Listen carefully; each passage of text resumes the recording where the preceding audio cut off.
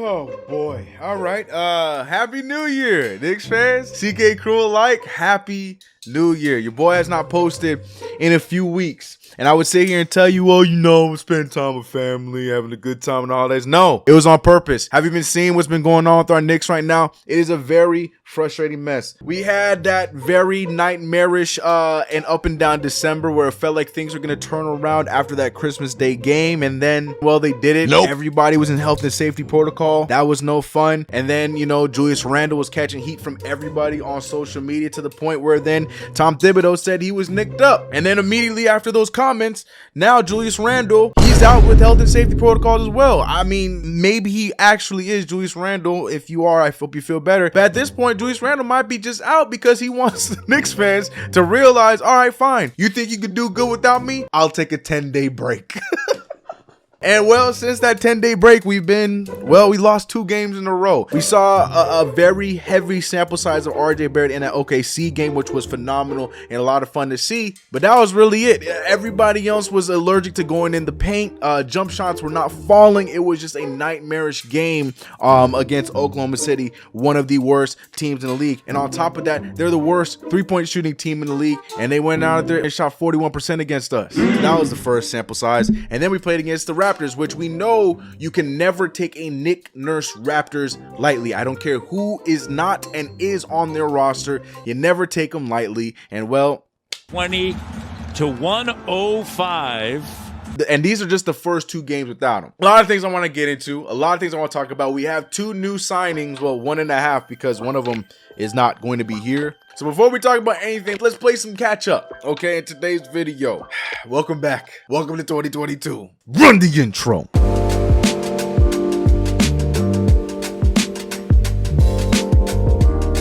What's going on, CK Crew? Your boy CK2K, and welcome back to another video. If you haven't already, make sure to subscribe to the channel, hit the notification bell, do not forget to like this video. Yes, if you're for those who care about that kind of stuff, yes, I'm in another angle yet again. Your boy finally got rid of this second desk that he had that has been giving him a headache. It made for a good angle for these videos, but it made for a headache for me in live streaming and everything else I do. Now I have one desk and we're all good. You guys don't care about that, but if it looks different, that is why. Speaking of live streams, you can go over and subscribe to CKTV, where we stream 3 times a week. We play video games over there. We react to stuff. We play with the homies. There's a lot of fun over there. If you guys want a little bit of a break from the Knicks content, even though we still talk about Knicks over there, go subscribe to that channel. It's my comedy. It's my everything channel. Go check out over there. It's a lot of fun. Go be a part of that. All right, enough about that. Enough about all the pleasantries and whatnot. Let's get into the nonsense with the Knicks, where we got some news that the Knicks have made 2 new signings. One in Ryan Archidiacano. Did I knock that out in the first try? I think I did. I think I said that correctly. It feels like all these smaller white point guards always have great nights against the Knicks, and Ryan Archidiacano was one of those guys where he just played well every time we played against them. I also heard some Bulls fans calling him Kirk Heinrich 2.0, which I think is very high praise, because Kirk Heinrich, regardless if you liked him or disliked him, he was one of the better Bulls point guards that they've had since before Derrick Rose. I don't know. I think that's a bit of high praise. I don't think he's gonna be all that. I don't even know if he's gonna get minutes, but with our point guard rotation, he might get in that and might get some minutes, especially with a guy like Tom Thibodeau. But we'll talk about that in a second. So we signed Ryan Diacono on a 10-day contract, just to fill in with all the names that are missing right now with our lack of point guard play. And then we also were a part of a 2 that became a 3-team trade, and that is between the Lakers and the Cavaliers, where they're swapping Rondo for Denzel Valentine. And now here comes the Knicks being one of the salaries in there to help the Lakers out in dumping some salary, and Denzel Valentine ended up with the New York Knicks. Why would they do the deal? Well, according to ESPN, the Knicks acquired $1.1 million in cash in the transaction, and they only had to give up the draft rights to players that were unlikely to ever come to the NBA. So this was a way for the Knicks to acquire some money and to potentially open up a roster spot if they waive Valentine as expected. Now, they also have to waive a player on the current roster to make room to get the Valentine deal done. It's worth noting that Wayne Selden's contract is not fully guaranteed, becomes fully guaranteed on January 10th. So there's an option there. Basically, the Lakers, you could tell, were trying to get rid of Rondo's contract so they can have some money on the books to keep a guy like Stanley Johnson, who's been playing pretty solid for the Lakers on their 10-day contract. Blah, blah, blah, blah. If you guys want to know more about that, go watch Laker Fan TV or whatever Laker channels there are. But basically, the Knicks jumped on that to get some money. So shout out to the Knicks for doing that. That's about all the good I got for the Knicks on this, because right now the Knicks are on a 2-game skid and it's not looking pretty. Now, the positive of these 2 games have been that we're seeing predominantly the younger guys playing. This is what a lot of Knicks fans were wanting to see. A lot of us want to see an Obi Toppin heavy minute game. A lot of us want to see RJ Barrett led team. A lot of us want to see Emmanuel Quickley or Deuce McBride running the point guard as a starter. A lot of those things, well, we're getting Deuce McBride as a starter. We're getting RJ Barrett led teams, like at least in the Oklahoma City game. Obi Toppin is playing a lot more minutes. We're getting all those things, but it's not resulting in wins. Now, yes, it is very ugly to see. You can see the offense is just weird. The ball is moving, but there's no real offensive set. It's just the ball is moving until hopefully we can get a shot, and we just settle for a 3. No one's really taking it to the hole unless their name is RJ Barrett, and those are the kind of things that you do not want to see. But the ball is moving, which has been a positive thing, but we just need to make our shots. I do think that as these games go on, as the chemistry is going on with these guys, the play will improve. I really do believe that, but I think it's going to improve right before everyone comes back. Everyone being Nerlens Noel, Julius Randle, Derrick Rose. Like, well, Derrick Rose, he's gonna be out for quite some time. But until these guys like Julius Randle mainly comes back, I think that's when these guys are gonna finally figure it out. It's gonna be too late. But right now, it's not looking the greatest. That Oklahoma City game, though, I feel like we still could have won that game if we made our shots. When you are playing a small team like that, when they literally have no bigs, their biggest guy is Mike Muscala. I don't even think he's their tallest guy. I think it's Alexei Poku. I can't say his last name. I call him Poku. Outside of those 2 guys, they don't really have bigs, and Poku's not even a big. He's tall, but he plays a 3. He plays the wing. You attack the paint, but we don't have anybody, or nobody decided to attack the paint in that game, and I feel like that is what affected us in that game. And on top of that, we're not making shots. So I feel like that's a game we could have won if our shots are going in. And then we saw that even to a bigger extent against the Toronto Raptors, where they are a big team. Not big in the sense where they have a lot of bigs. Every position, they're from their point guard to their center, they are long, tall wing-like players. Outside of Fred VanVleet, who it doesn't even matter how tall he is, because he killed everybody from Evan Fournier, Emmanuel Quickley, everybody. He was just out there getting buckets in that game. But that's just my opinion on it. I really do think, though the games were ugly, I do think that there's nothing to really panic about with this younger unit. I do think that the chemistry will continue to rise with them. I think we'll see a better and a more fun outing against the Indiana Pacers tomorrow. But that's just my opinion. I could be wrong. We could end up playing like this doo-doo for the entire time until Julius Randle comes back. I really believe that it was a chemistry thing. These guys are trying to understand who is scoring, how to score. I just want to see them attack the basket a lot more outside of RJ Barrett. You could talk about who can and who can't. I'll let you guys decide that in your brains or whatnot. But I believe that all these guys are NBA players and they all have that ability to get to the rim. Just a few weeks ago, we're talking about RJ Barrett not being a good finisher around the rim. But now in the last 2 games, RJ Barrett is showing us right hand, left hand, up and under, all those kind of things, and that's been his game since Mount Verde Academy. He is that kind of guy. Just for whatever reason, when he put a Knicks jersey on, it wasn't there at the same clip. Outside of all of that, I do want to talk about some of Tom Thibodeau's comments. He did have a lot of things to say in this game, although I may still be here sounding optimistic because we're seeing the younger guys go out there and play. Tom Thibodeau wasn't sounding that way so much. He had a few attacks at people like us, us on the social medias and us that talk, whether you're on Twitter, whether you're here on YouTube making videos. He had comments for us, okay? Now, though I am a big proponent of, Julius Randle doesn't need to be dribbling the ball a lot, and Julius Randle is not the guy that I want as my number 1. I was not one that was cheering when he ended up getting in the COVID safety protocol. This, that, and the third. All that to be said, I do believe that Obi Toppin has always deserved more minutes, and it feels like that Toronto game was personal. It was weird. Like, I know Obi Toppin played 45 minutes, but it was almost like these were FU minutes. I could be looking into it a little bit too much, but for him to play those 45 minutes overplaying Obi Toppin, and then he has his 19 points, 6 rebounds, 6 assists, which I thought Obi had a great game. He played solid all the way around defensively as well, even though he did get cooked a little bit by Pascal Siakam, but that's just what happens when you play against a champion. I don't know. It just felt like a lot of Tibbs' comments were very like to us rather than to trying to improve the team. Does that make sense? The thing is, it's and that's a day, you know, it's the day and age of social media, and that's what social media is. You try not to pay attention to it because it's really meaningless. Whether it's praise or criticism, doesn't really matter. It's really what matters is what we think, and so we know how important it is. But it's like the backup quarterback. Everyone thinks the backup should start until he has to start. I feel a little attacked. I felt a little attacked by those comments by Tibbs. And mind you, yes, I did want to see, and I do want to see more Obi Toppin. And I feel like Obi Toppin is somebody that when we do have a guy like Julius Randle should not only be playing 15, 12, 13 minutes a night. I do feel like he is very valuable for us and should be still playing 22 to 23. I mean, 19 points, 6 rebounds, 6 assists. He played 45 minutes and it was a -9. I know I saw people talking about that the plus minus is a team stat and, you know, depend blah blah blah blah blah. He played 45 of the 48 minutes in that game and he was still a -9. That means he was a big part of the contribution for the majority of the game and it was only a -9.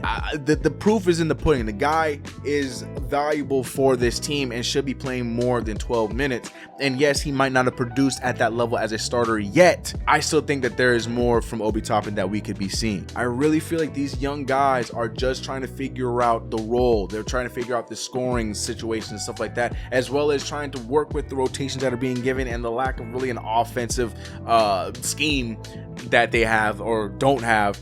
They're trying to figure out their the best ways to score in that. I feel like RJ Barrett, who played very solid in that first game against Oklahoma City, where we saw us playing through him a lot more, I feel like we turned that down in the Toronto Raptors up until the second half, where RJ Barrett was starting to, you know, force his way into the into getting points and still trying to, you know, get other people open and get other people buckets and stuff like that. I feel like that was another thing. I didn't understand why we went away from the one thing that was semi-working in that OKC game. We went away from that in the Toronto game. But I don't know. These are all just my opinions. These are all the things I'm seeing right now. It is ugly basketball for the Knicks. It's been a weird season. My expectations right now are not the best. I'm not expecting us to be this, that, and the third. I don't even think that we're going to really be the fourth place team again. I still do think that there's a potential for us to be in the playoffs, but I'm also on team what's the point? Why go to the playoffs to then go lose in the playoffs? I guess I like winning, but I also want to win to continue winning, if that makes sense. I don't want to just win to say we won.